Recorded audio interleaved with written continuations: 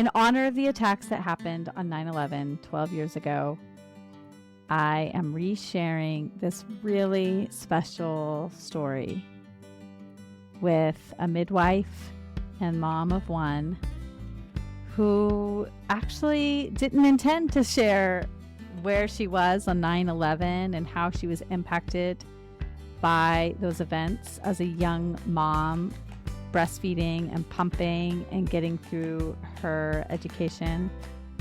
But this story highlights how so many working mothers who were separated from their babies at the time must have been feeling, and shows us what separations during times of tragedies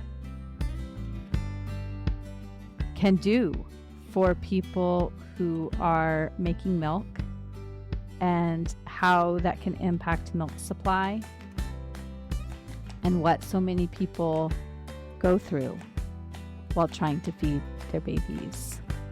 And in her case, her baby was old enough that it worked out okay. So as you listen, think about the sacrifices that you have made to feed your babies.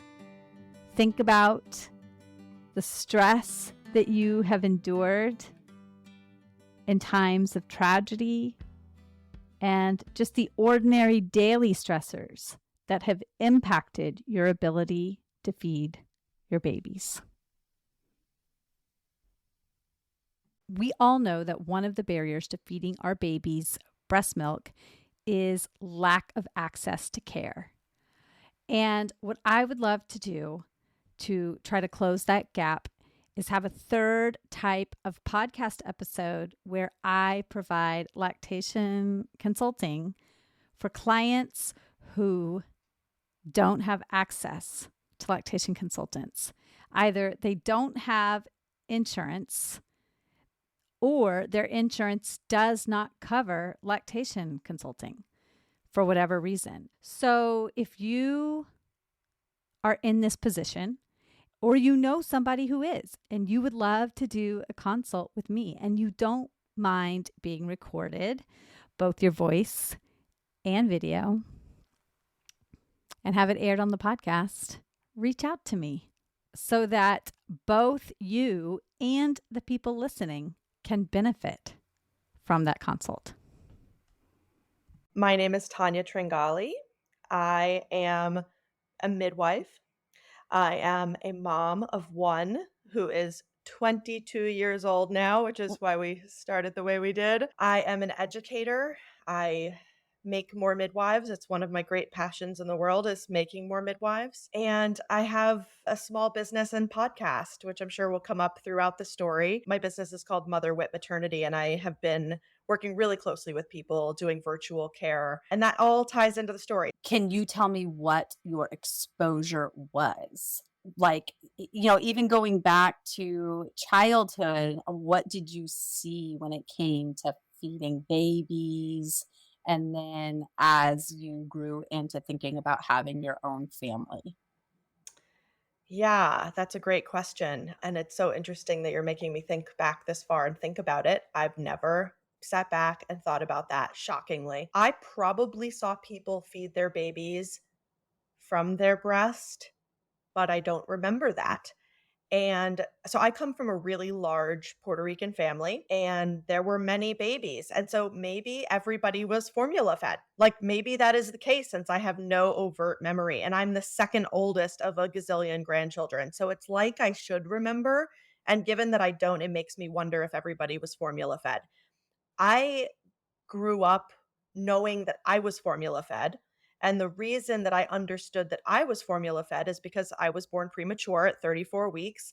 And back in the day, there was not a ton of support for that kind of thing. So my mom always just said, I didn't get the chance to breastfeed you, right? I've never dug deep with her to find out how much of a loss that was for her or anything, but I knew I was formula fed. And I don't think I thought about breastfeeding a whole lot.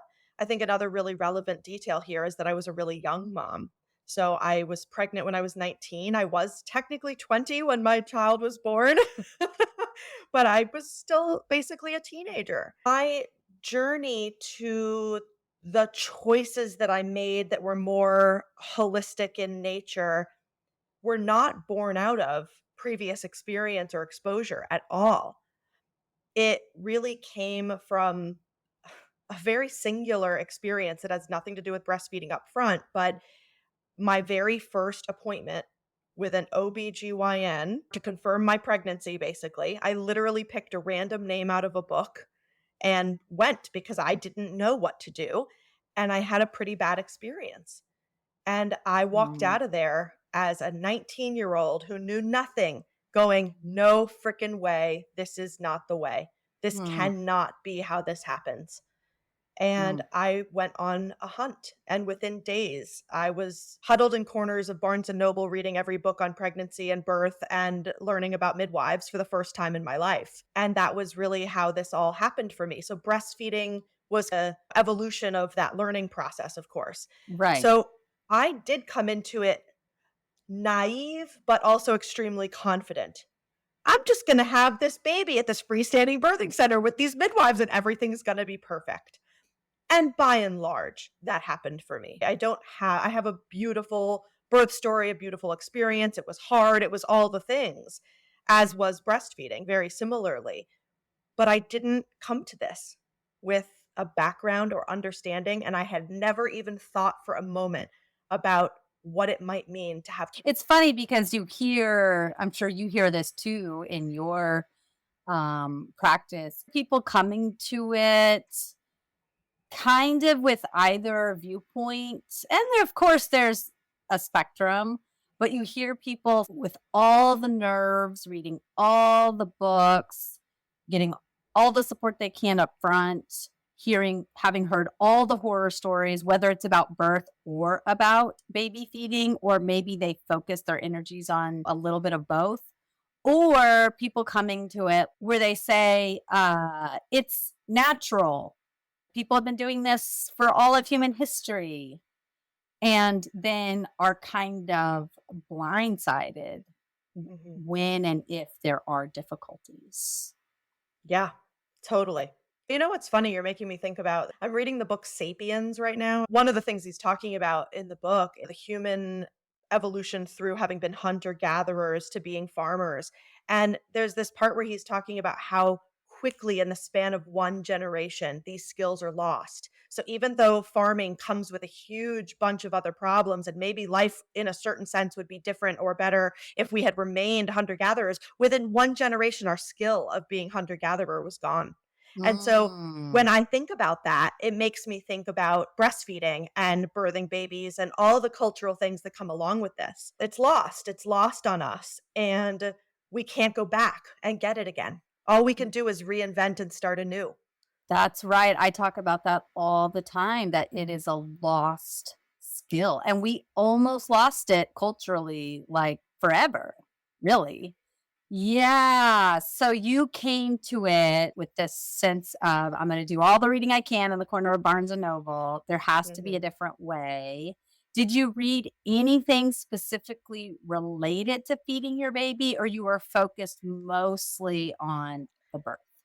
I definitely focused mostly on the birth, and that's something that really impacts why I do some of the work that I do now is I say to my clients with great empathy that I completely understand that they can't think beyond the task of getting this baby out of their body because it is this crazy overwhelming thought like how does this even happen?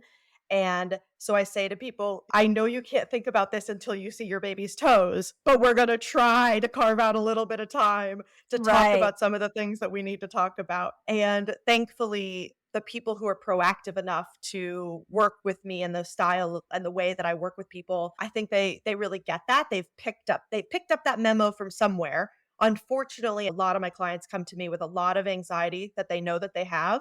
And that is what's driving them to be proactive. It's such an interesting cycle.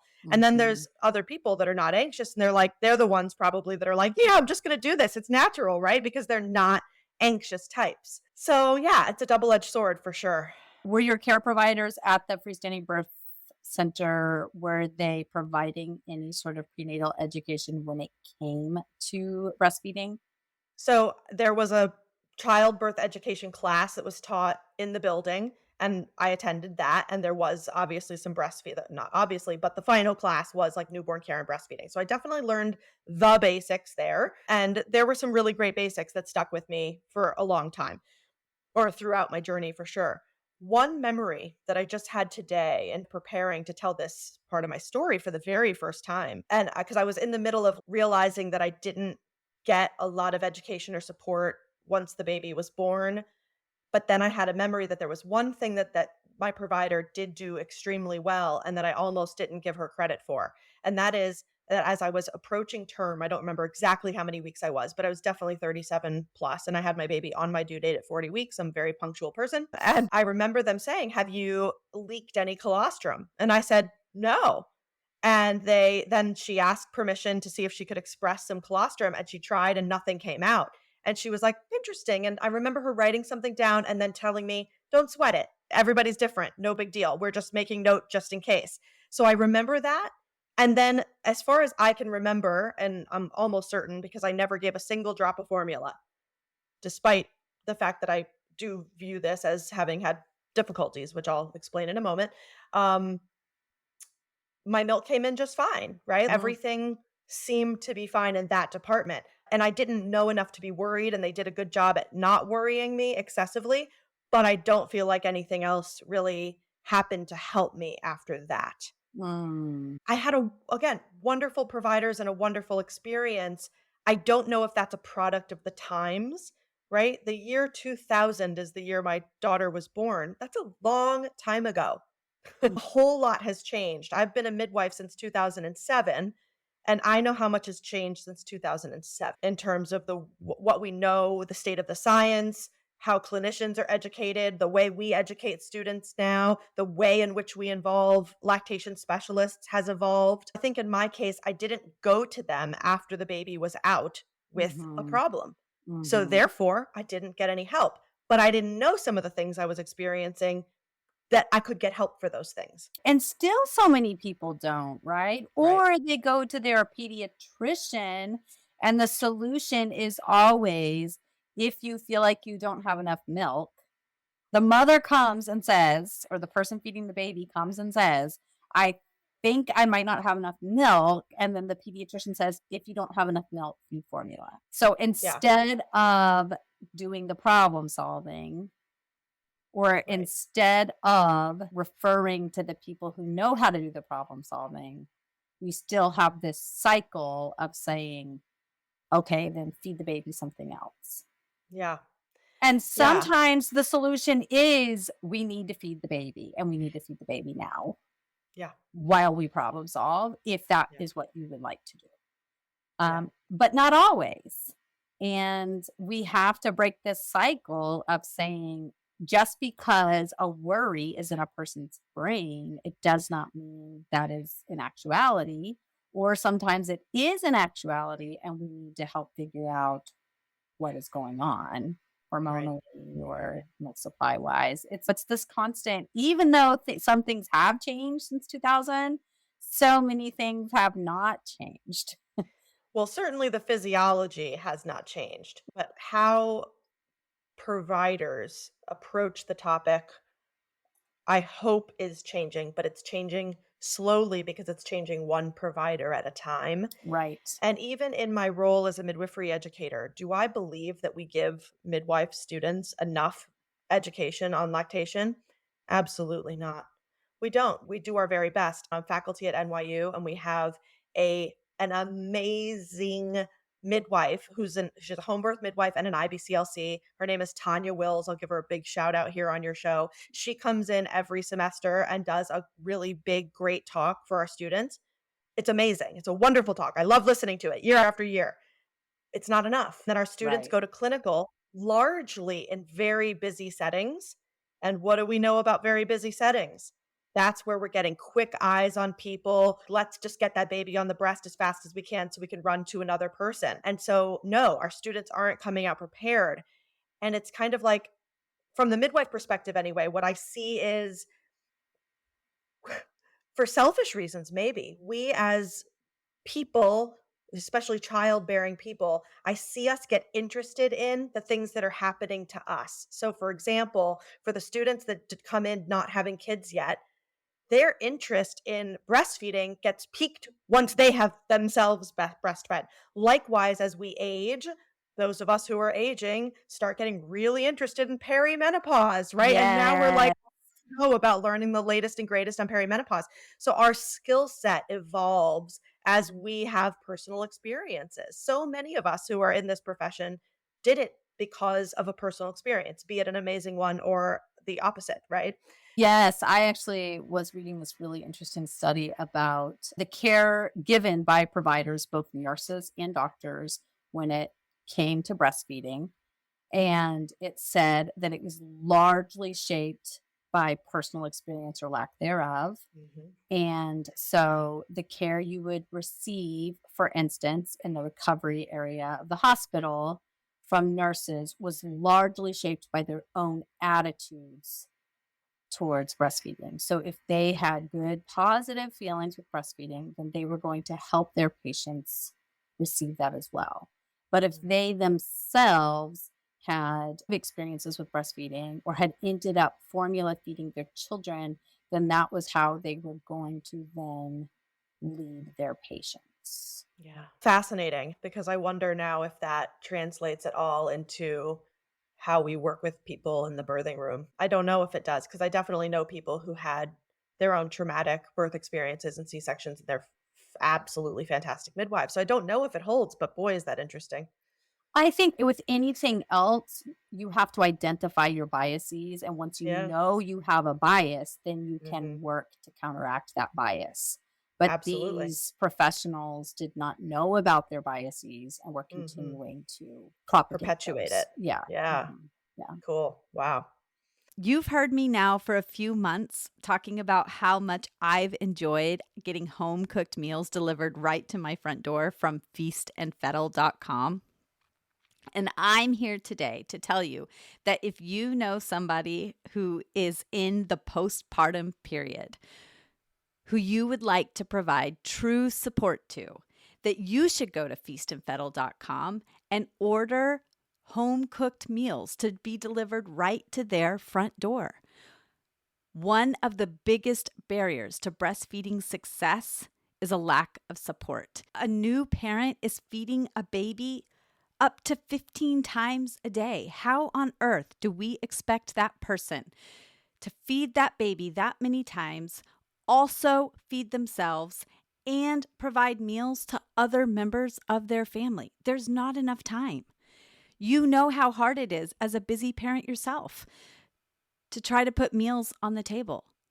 Go to feastandfettle.com, use my code MILK, MILK, coordinate which meals they would like to have delivered, and send them a week's worth of delicious meals. And be the person who eases the burden for them. What a gift. I can't think of a better way to support somebody in the postpartum period. So you have this birth in a freestanding birth center. Talk about your birth and how you think your birth experience impacted your baby feeding, either negatively or positively. So given all you know about how birth can impact baby feeding hormonally and how that birth experience can impact Yeah. babies, think back to that experience and then tell us about those first moments and days. My gut instinct is to say that my birth did not in any significant way affect my breastfeeding journey. I did have a wonderful birth. So the only place in which there is an effect, I think, is that I had a fairly long labor, not crazy long, but a good 28 hours. Um, and so I was sleep deprived at the time of birth, as many people are. So I don't think the birth itself was a big player, but I think that as much as I am an enormous supporter and fan of birth centers, going home 8 to 12 hours after birth and then feeling like you don't know what you don't know, that's probably where some of my problems began. And yeah, they sent a visiting nurse 2 days later, so that was great at that point. So what I remember is that I definitely had some nasty cracked nipples for a few days, but they healed up pretty quickly as my milk came in. And I joked I'm a very small breasted person, but I was a D for a day. Literally one day. When my milk came in, that's another area where I was like too naive to understand what was happening. First of all, I was absolutely fascinated by suddenly like looking down and seeing boobs. Yeah. And I was excited about keeping them. I was looking forward to them not hurting, but still being that way. I was like, this will be fun. It's like getting into Yeah. And I went and bought a nursing bra that day that fit those breasts, and then I had to give it away. Oh, no. So, yeah, that I always laugh about that. So yeah, the engorgement D was for real. a day. D for a day. The engorgement was real, but it was brief. And the cracked nipples, I still remember how horrible that was. The like toe curling, horrible pain, but they healed quickly. And I never had a problem like that again. I never had mastitis. I never had anything else. And I breastfed exclusively for exactly 18 months. So the thing is, it's like, okay, is that all there is to it? Almost. The one big thing that stuck with me throughout is that I started working as a doula literally the day I was 6 weeks postpartum. I attended my Whoa. doula trainings while I was like in the first weeks postpartum, brought my baby with me, the whole bit. I started attending births. Then I went very quickly, 3 births. Forget this. I'm going to nursing school. Very quickly, I'm going to midwifery school. Like it was just one after the other. So I was away more and more with time. And that is where I started to feel like I was fighting for my milk supply. Mm. And I was so attached to exclusively breastfeeding. It was never even a thought that I would give a drop of formula. But from the very first time I pumped in a bathroom stall that was dirty and gross, I couldn't get milk into that darn thing. So I pretty quickly understood, or thought I understood, that my milk transfer, I didn't think in these words yet, but that my milk transfer directly to my baby was probably fine, but that it was just that I had a problem with the pump. I don't know if that's actually true, of course. I have no way of knowing. My baby measured consistently in the 5th percentile for height and weight her entire life. She is still very short. My child is a grown woman who wears a size 5 shoe. She's a small person. Yeah. I'm not a big person and she's smaller than me. So I always believed, as my pediatrician did, that she was constitutionally small. Little inkling in my mind, not a ton, that maybe that was evidence of something, but she never dropped off. She was a little baby and remained a little baby. So I let that thought go, but it's something I sit with as I think through things carefully with all this hindsight. So the more and more I was away and the more I needed to pump, the more stress there was to pump milk and the harder it got to pump milk. And I eventually got to the point where even nursing her, it was clear I wasn't like totally satisfying her. But she also became super resistant to bottles, like right away. She was a baby that practically refused a bottle. I'll never forget the day that with her gummy little gums, she ripped a nipple out of the bottle and like threw the bottle of milk across the room, which was so sad. You know, that loss of milk that's so sad, especially when you're struggling for it. So I changed her over to a sippy cup at a much younger age than you're supposed to, and that worked fine. So she would get a sippy cup of my breast milk while I was away. I made a big habit. The one thing I figured out on my own, and I recommend this to people all the time, and very few people actually like to do this, but I recommend it anyway. For those that the trick I learned was that I had to pump while I was nursing to take advantage of my actual real letdown with my human baby. So you would nurse on one side, pump on the other side with the electric pump. Yep. That was the only way I could keep up. So that was what I did. And so every nursing session was a pumping session, and it was really hard. That was that sounds such a hard time. And I think some of the things I think about now are like all the things I didn't know to ask and the things that no one thought to ask me.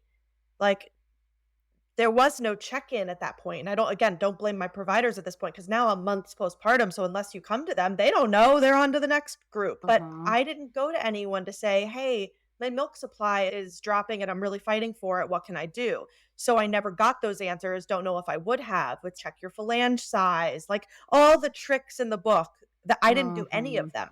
I now know that the flange that comes with the breast pump is rarely the right size for everyone. I was probably not using the right size. So for 20 plus years, I was not 20 plus years because I've had these thoughts for a while, but I was chalking up my experience to a lack of oxytocin because I was in a dirty bathroom. And not to say that wasn't it, but that is what I spent a number of years believing was at the root of why I couldn't pump.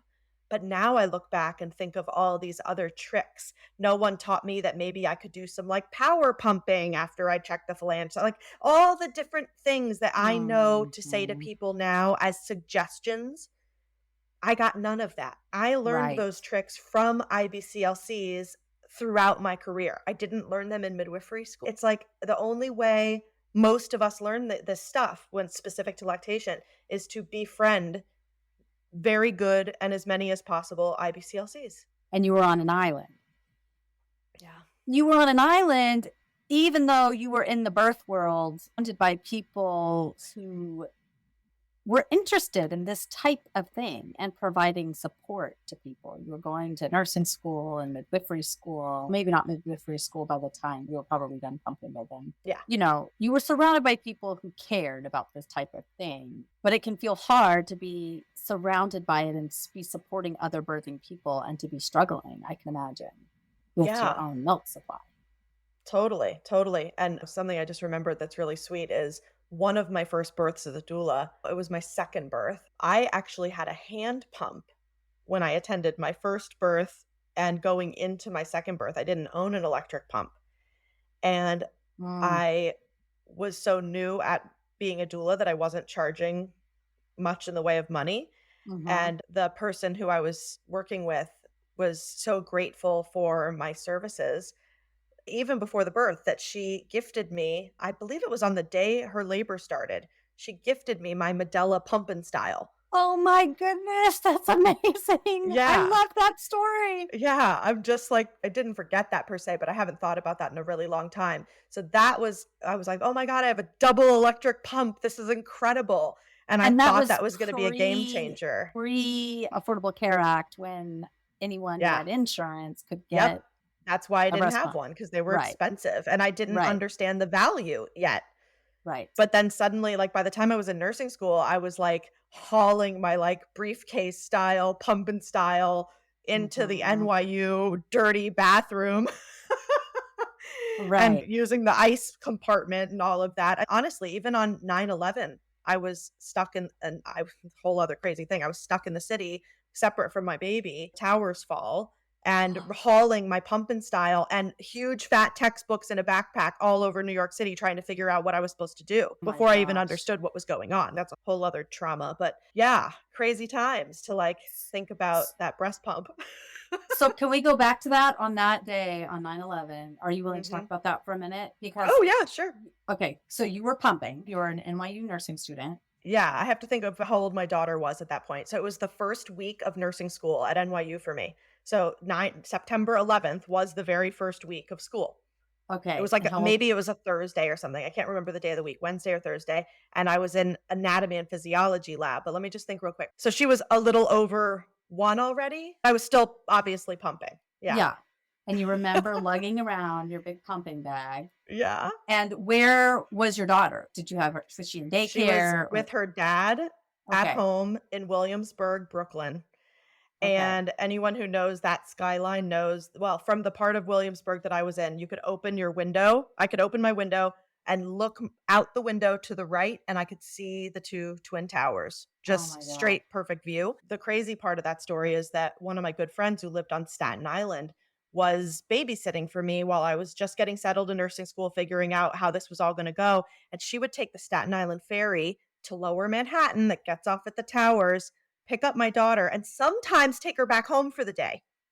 So I didn't know where she was. I didn't know if she was too close to the towers at that point. But the long story short, she never made it out of the house because my friend was on the ferry that swooped in, took people onto the ferry, and turned around and went back to Staten Island as the first tower fell, or before the first tower fell, however that timing played out. So my daughter was home with her dad at that time, thankfully. But I was trying to figure out how the heck to get back to Brooklyn. And so were you even, there's so much to the story, but were you even thinking about your milk? No. Oh, yeah.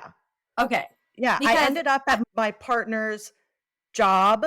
So she worked for the United Teachers Federation at the time, and I knew where her work was. So I walked from Washington Square, which is like a southern part, but north of the towers. I walked further north because that seemed to be the right thing to do. She was on like something like 23rd Street, and I went to her office so that I could be in a somewhat comfortable place to pump and figure out what was going on in the world. Because at that point, I still thought we were under attack.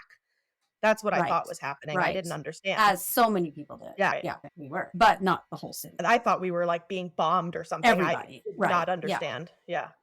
Okay. So I just want to stop for a minute and honor all the people in New York City who that day were young parents producing milk for their babies and had to both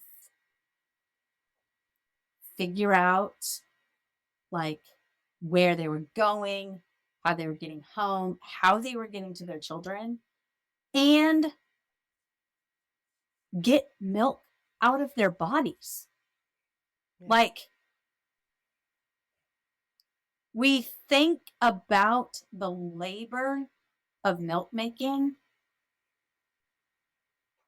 and my mind is just blown right now that on a day like 9/11, think about all the people who are making milk and still had to keep making milk Yeah.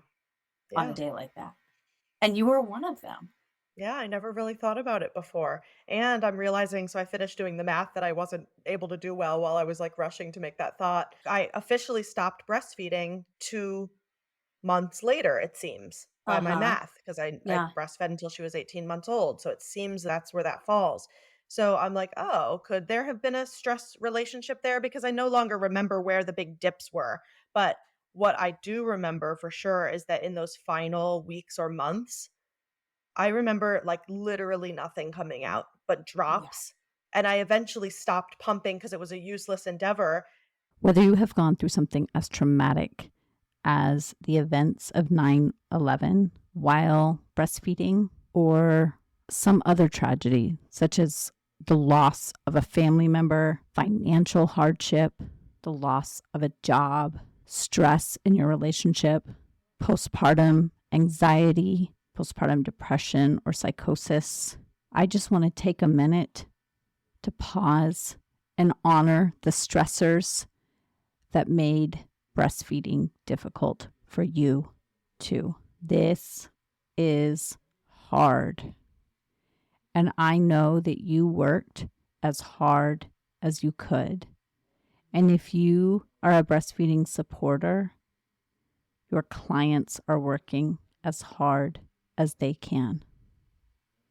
We get such little support in the postpartum period. And when we add additional stressors, when we add trauma on top of the ordinary postpartum stress, sometimes it becomes impossible to make the milk we need to feed our babies.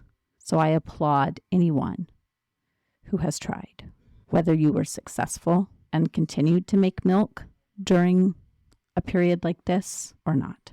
And then the reason I stopped nursing was because I don't know for anyone out there who's ever nursed when milk is not coming out, it just doesn't feel the same. It becomes this kind of agitating, annoying feeling because your baby's trying to figure out how to get more milk to come out. Not only are they frustrated, but even if they are just sucking and a little pacifier, it just isn't the same. And I would be like managing my emotions at that point and trying to figure out what I was supposed to do, but I didn't. Weaning was not taught to me, right? Like, how do you wean a baby? I didn't know how. That's something I work with people very closely on, whether they're weaning really early or later in the game. And so that was definitely one of the most difficult parts that I haven't thought about.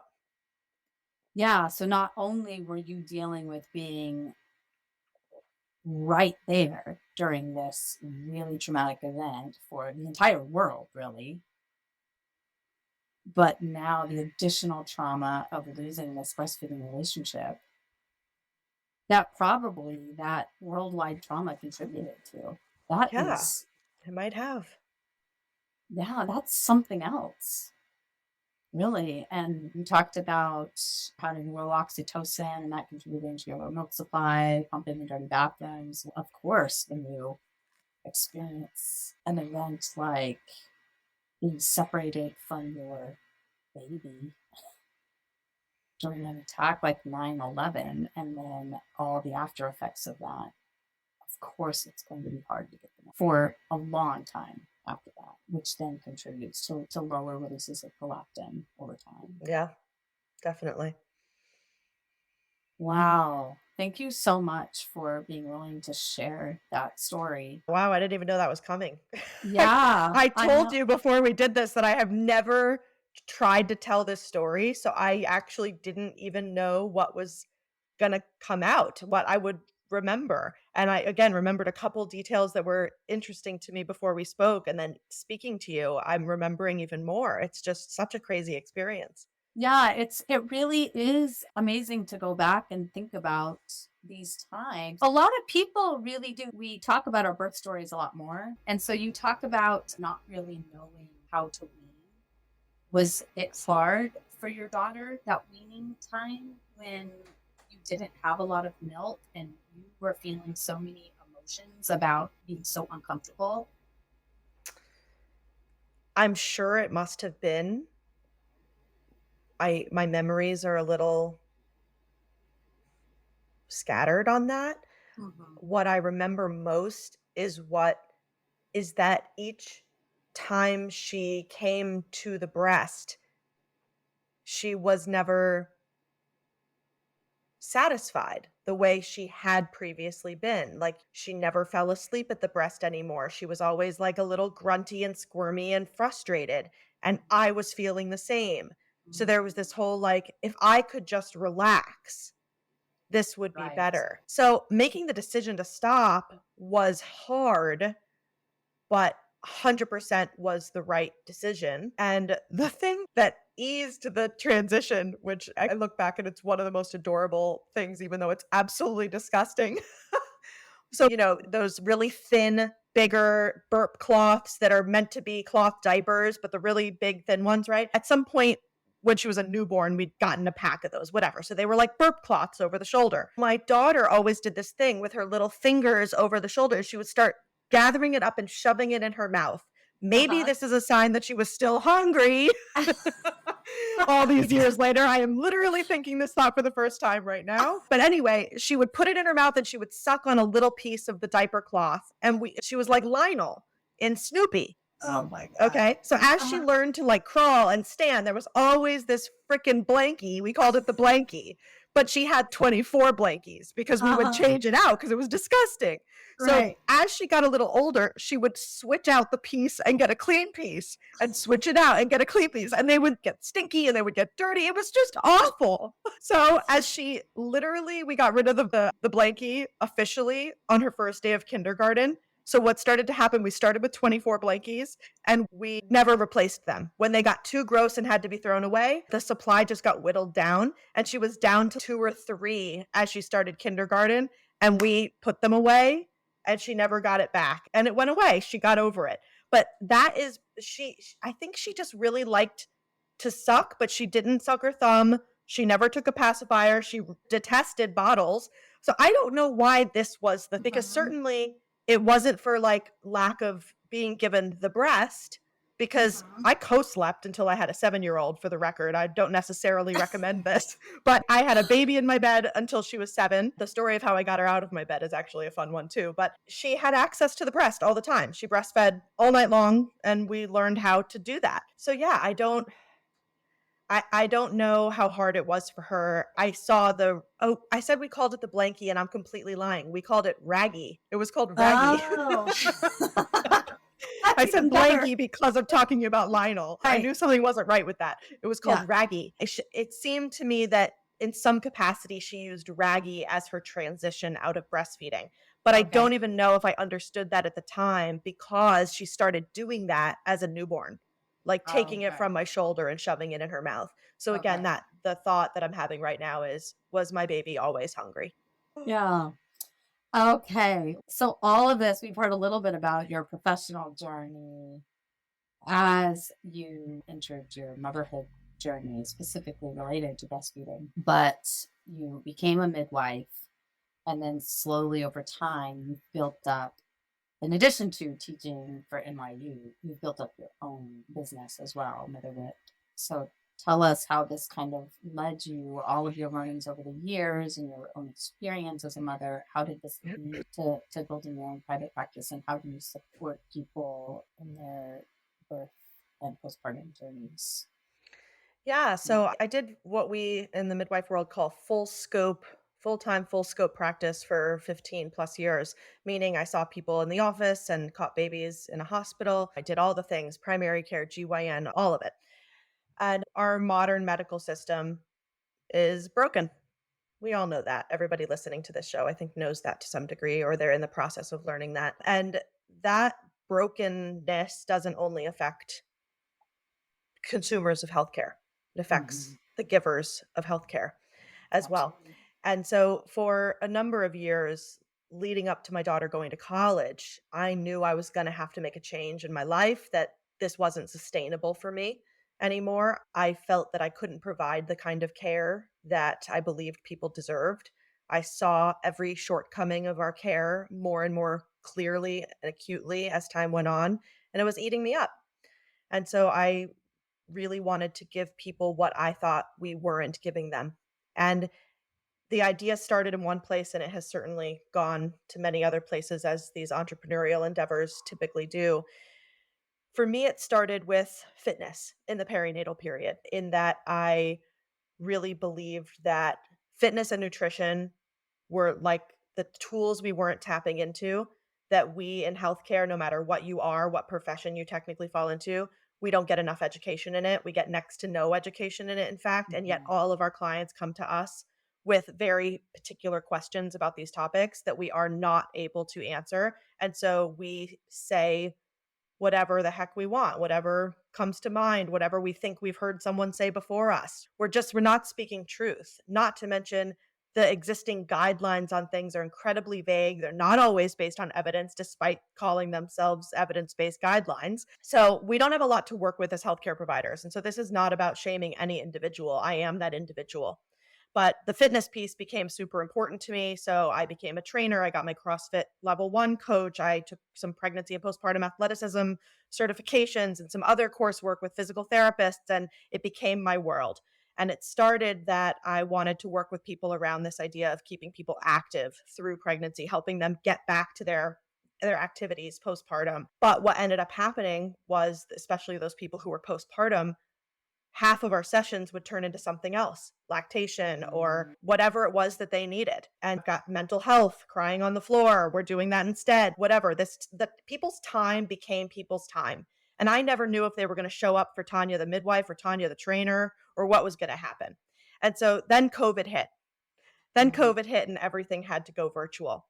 And suddenly people were really in need, and people were really recognizing the gaps in care that were already there, but that were amplified by COVID. Mm-hmm. And I ended up developing what I call comprehensive postpartum care, which basically to me means 99% of what needs to be done in the postpartum period can be done virtually, Mm-hmm. including my assistance with fitness, whether that be in the form of training, coaching sessions, figuring out how to breathe, lift again.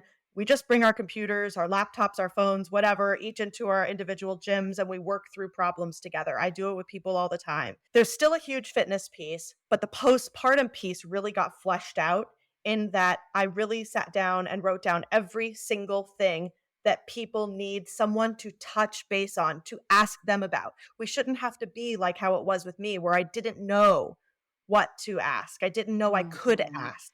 I now make sure I broach the subject with everyone and Mm-hmm. give them the opportunity to go, oh, I hadn't even thought of that. Yes, I do have some questions. Or, hey, I'm not ready to unpack that yet. Okay, let's table that for 2 weeks. So my care is incredibly comprehensive and ongoing, and it basically involves, in my subscription model anyway, it involves standing 2-week video calls and unlimited texting and communication by multiple means on a daily basis throughout the program.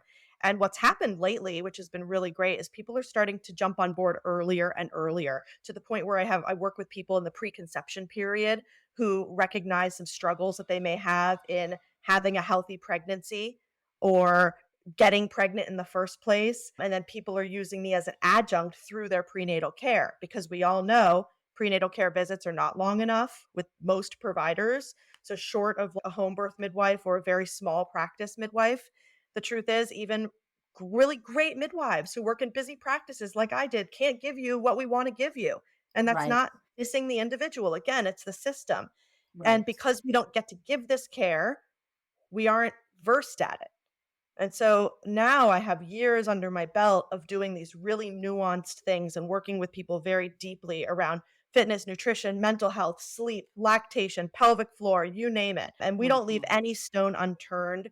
And at the end of the day, I am a midwife, not a specialist. And so sometimes I call on my colleagues, my IBCLCs, and my mental health professionals, and the pelvic floor physical therapists, and the sleep coaches, you name it. When I cannot do any more, I have a team of people that jump in and take over where I leave off. And it's been a really beautiful thing. And out of that grew a desire to tell people stories similarly to you. So I started a podcast to share my clients' journeys and stories and educate people on the different ways that the perinatal period can evolve for individuals, what it looks like to get help. And of course, from there, you start interviewing experts and all of that stuff. So it's turned into a really wonderful opportunity to be in community with people like you, actually. And it's really wonderful. Yeah, that's amazing. It should not always be up to the patient to say, "Oh, this might be a problem that I should be bringing to a provider." But that's what our medical system has left us with, is that patients are home alone for long periods of time without providers checking in on them. And they just think all of the things that they are experiencing must be normal because they don't have anybody saying, "Hey, is this going on for you? Or are you feeling this way? How's this going?" And that's very isolating. And it leads to much higher rates of postpartum depression and postpartum anxiety. And you see it all the time in the large postpartum groups online on Facebook, where people are just turning to other parents who they don't know, who are just strangers online, saying, "Hey, is this normal?" when they really should have better resources than that, better, more knowledgeable resources. Yeah. And so that's a really great model that you have. So that's really amazing that you've been able to pull all of those things together to provide that support to people. Yeah. Thank you so much. I have so appreciated this really unique conversation. Yeah. I think the final thought I want to leave for your listeners is that it's okay to accept that you don't know what you don't know. Mhm. And better than you trying to become a sudden expert so that you can identify. To me, that what's happening there is, and I'm just as guilty as the next person, it's trying to stay in control of something that we are not in control of. Your better bet is to line up help. And I don't even mean that you need to pay me or Low or anyone like that. But what does help look like to you? How do you, there are plenty of free resources out there. I put them up on my website. I'm sure you offer them too. We all know how to help you get free resources. Most of us do much of this work out of the goodness of our heart. We don't do this because it makes millions. So get that thought out of your mind. We do this because we really want to help people. And when somebody reaches out to me and they need free resources, I take the time to get them the free resources. Yeah. So get yourself set up for help rather than try to become an expert.